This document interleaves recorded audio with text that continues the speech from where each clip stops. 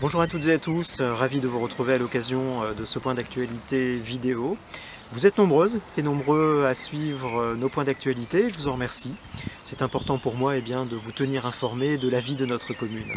La vie de notre commune, c'est cette semaine la préparation de la réouverture des écoles lundi prochain, lundi 22, puisque cela a été annoncé par les autorités de l'État dimanche dernier.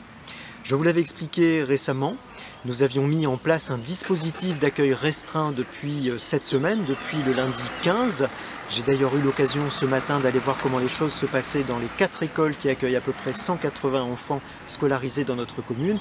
Eh bien, ce dispositif va prendre fin et laissera place à un autre dispositif à partir de lundi prochain.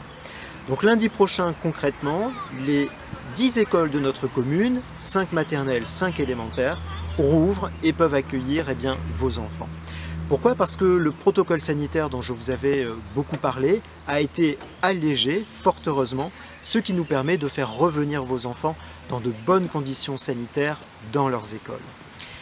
Nous aurons pour autant besoin d'adapter nos services périscolaires. La garderie périscolaire sera de nouveau opérationnelle la semaine prochaine. Pour les écoles Louis Lumière et pour l'école Émilienne Moreau, l'accueil en périscolaire se fera directement au sein des écoles et pas dans les écoles élémentaires voisines. La difficulté que nous aurons à gérer concerne la restauration scolaire, puisque nous sommes toujours dans la capacité de faire se déplacer les élèves en autocar.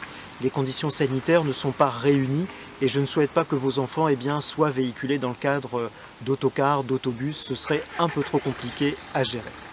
Pour cette raison, nous allons adapter notre service de restauration.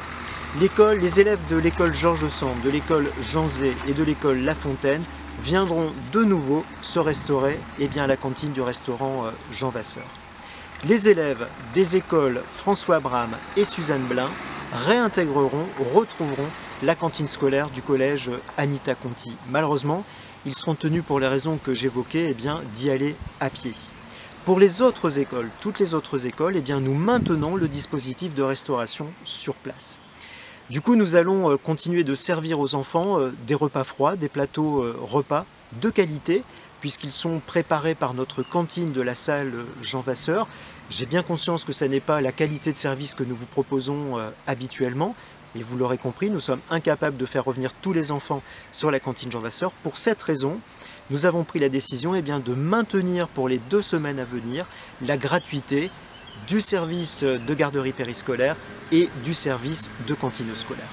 Je peux vous dire également que lors de notre visite de ce matin dans les 4 écoles, nous avons pu constater que les enfants ont très vite intégré les consignes sanitaires qui leur sont imposées. Ils le vivent très bien et tous ont témoigné de leur satisfaction de retrouver l'école, même si ce n'est pas pour autant leur école habituelle. Donc vous pouvez remettre vos enfants en toute confiance à l'école à partir de lundi prochain. L'autre point que je souhaitais évoquer avec vous, et je l'avais déjà évoqué dans une précédente intervention, concerne les problèmes d'incivilité et les faits d'insécurité auxquels nous sommes confrontés depuis le déconfinement. Il y a malheureusement des rassemblements nocturnes, des comportements déviants de consommation d'alcool.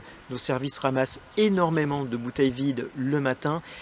Pour ces raisons, nous avons décidé de reconduire les arrêtés interdisant la consommation d'alcool dans nos espaces publics et nous avons aussi décidé de reconduire l'arrêté qui interdit la déambulation des jeunes enfants mineurs durant la nuit. Vous pourrez retrouver ces arrêtés sur notre site internet. Et nous aurons dès lundi prochain une réunion de cellules de veille avec les services de police pour voir quel dispositif nous mettons en place pour faire en sorte de passer un été tranquille dans tous les quartiers de notre commune. Donc vous le voyez, nous sommes dans un retour à la vie normale progressif. Ça se fait dans les écoles, ça se fait dans beaucoup de domaines de notre vie quotidienne, mais pour autant, et vous l'aurez entendu comme moi, les autorités continuent de nous le dire, il faut rester prudent, rester vigilant et continuer de respecter les gestes barrières. Je compte sur vous, à très bientôt.